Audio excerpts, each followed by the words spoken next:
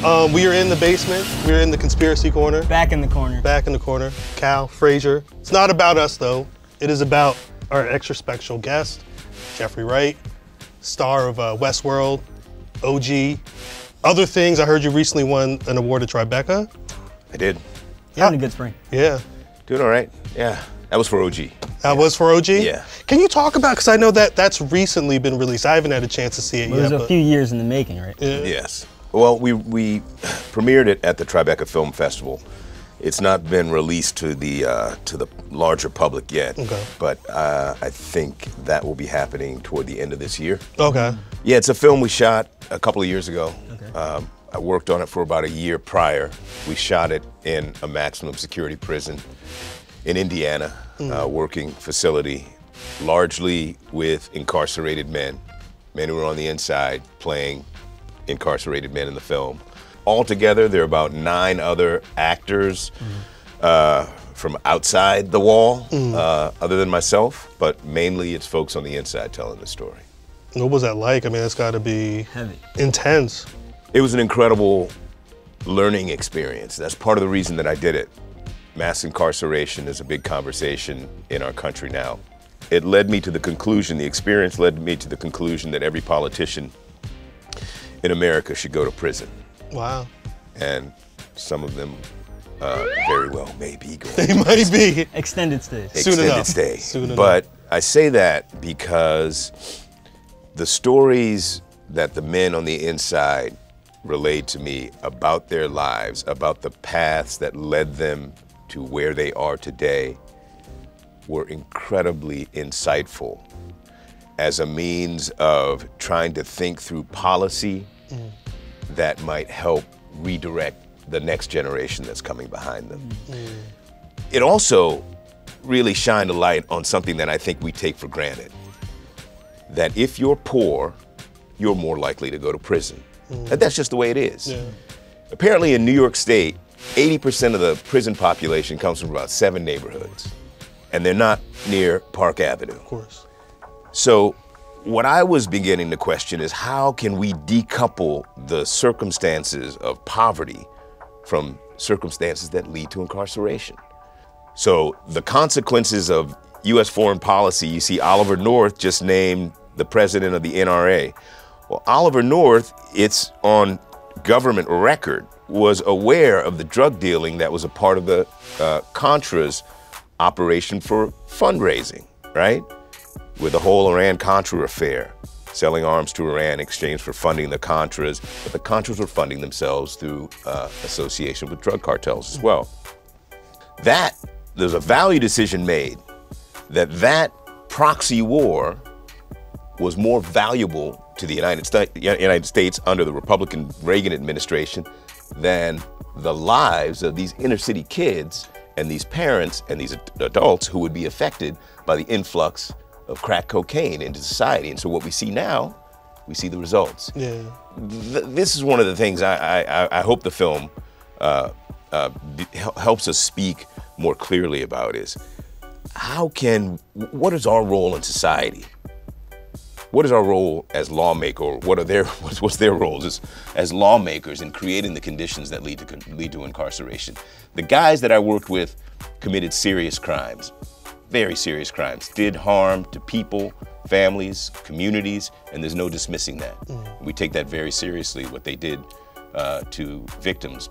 But at the same time, I think we as society played a role too in shaping the trajectory that they found themselves on. It was an incredibly eye-opening experience for me, man. It was a powerful experience. I think we tell a good story, we made a good film, and I'm really proud that we were able to come together with these men who society has, shut the door on, and tried to do something constructive with them, tried to do something healthy with them to help them become better citizens, because many of them will get out at some point, and that's what we hope they'll be when they do. Was it hard working with the inmates in there? Were they receptive to being a part of the film, or? Man, what? I mean, we're in there making a movie. Yeah.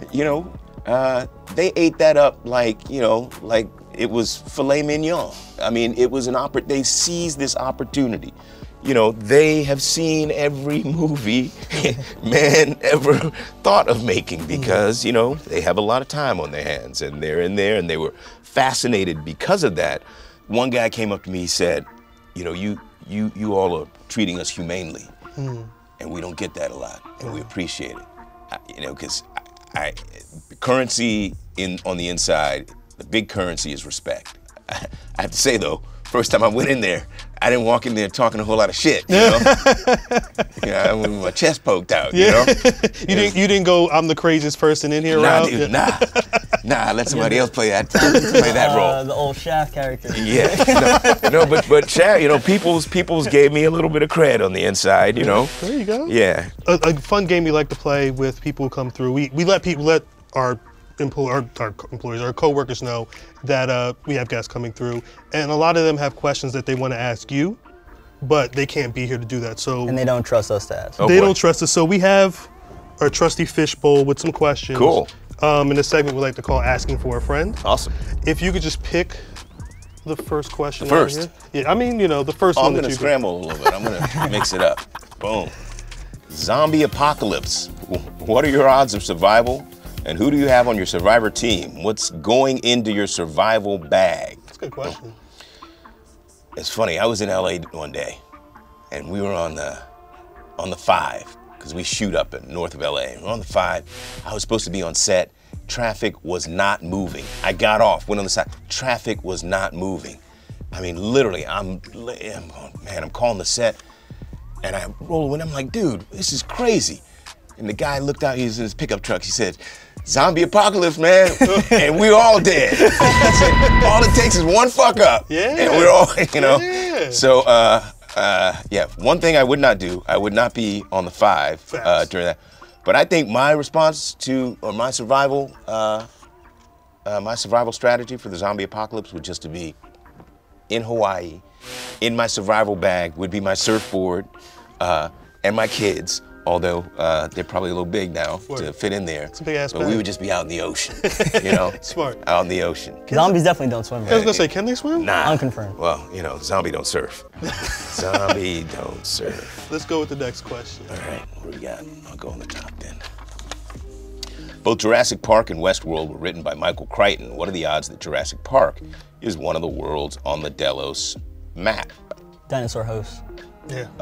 What are the Jeff odds? You know, Goldblum as a host. anything is possible. Anything is possible, man.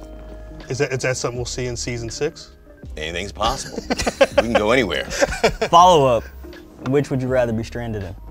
Which would I rather be stranded in? If you had to be stranded.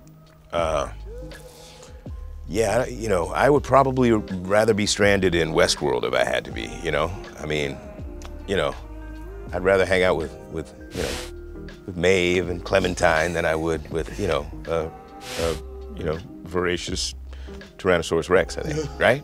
Isn't that better company? I might go Jurassic. You might go Jurassic? Yeah, I mean, even if I have to die there, I'd see a dinosaur at least. Frazier, you're an interesting There's man. novelty in it, you know? You're an interesting An man. actual savage. Yeah. I like it. I like it. And sorry, Frazier, I littered your room. It's already a mess. Yeah, Okay. I think we're fine. All right, cool. Let's go one more. Let's one more. What's this? Let's see. If someone was able to time travel, if someone was able to prove time travel was real, would you want to do it?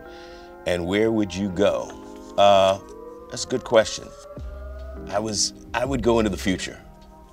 You know, I would go. It would have something to do with my kids. You know, and their kids.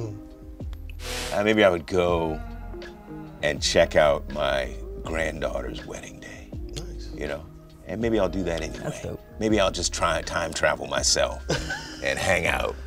You know. That sounds like the next season of This Is Us or something. See, you wanted, you know, I guess the expectation was like, you know, kind of a, you know, more general sense, but you know, I'm a dad, man. No, that's smart. Dads focus on dad things. That's big stuff. Most people are just trying to, you know, beat stocks or something, or win a lottery or something like that. Yeah, you know, dad stuff. Smart move. All right, Conspiracy Corner out. Out.